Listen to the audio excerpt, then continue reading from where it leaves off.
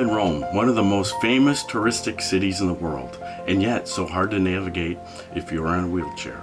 I'm standing at the Barberine station beside the special handicap sign, so it seems to me that the Metro Rome is all-inclusive and we are all equal. According to 2013 Italian National Institute of Statistics, there are about 3 million people who report themselves as severely disabled. This includes all disabilities, functioning and sensory motor. I'm one of them, and I am here at one of the central stations of A-Line. Am I included and equal? Unfortunately, the answer is no. I'm up to an ice-cold shower awakening here. There is no ramp or elevator from here to the trains. How could I leave, or how could I have arrived here? Digging deeper into the issue, here are the problems.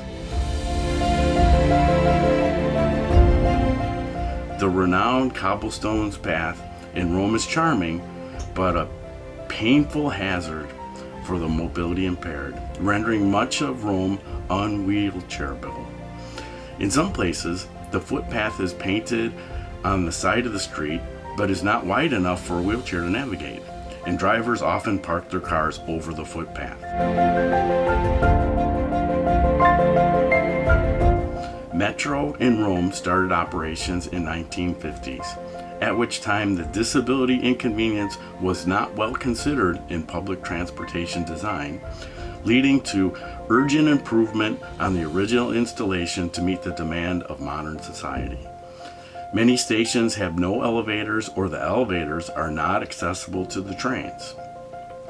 There are stair lifts instead, you may say, but we are at the Spagni station, and the stair lift right beside me with no sidewalk ramp for it, so the driver of the car will perhaps drive just behind the wheelchair. This is absolutely not safe. The stair lifts also require the intervention of an operator, dozens of minutes of time, public exposure of all persons with disabilities, and also those with invisible disabilities. The security guard explained how the Metro train could be accessed from only one parking level and from only one galley, which sounds like a corn maze. But even if I'm able to navigate the maze and find my way through the stair lifts, the stair lifts are unable to accommodate modern electrical wheelchairs because of their weight and size. A whole separate issue is the maintenance. Quite often the lifts are broken and the authorities fail to fix them in a timely manner. This seems like an emancipation of ignorance, the textbook example of discrimination and segregation.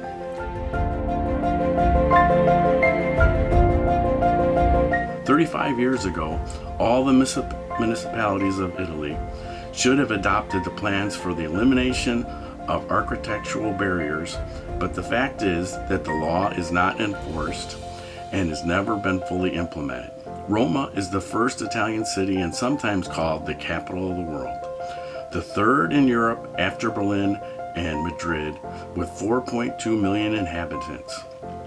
Perhaps excels the world for systematic inaccessibility.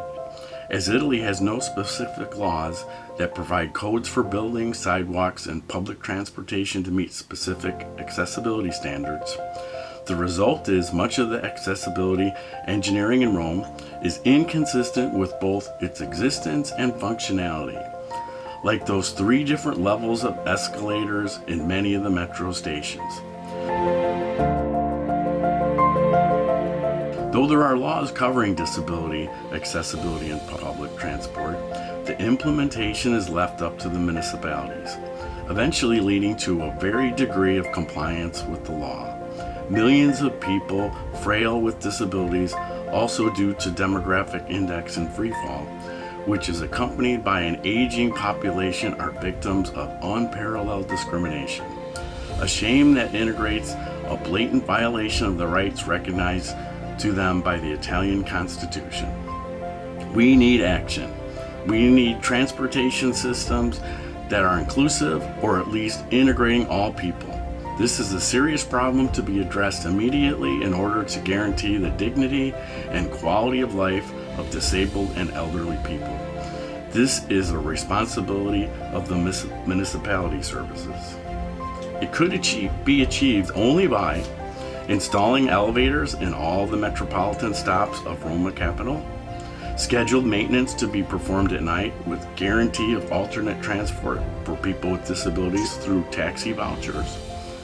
It is urgent to complete the tactile routes of the services for the visually impaired, activate the assistant service on the subway lines, and ensure the audible warning of the names of the stops on the buses.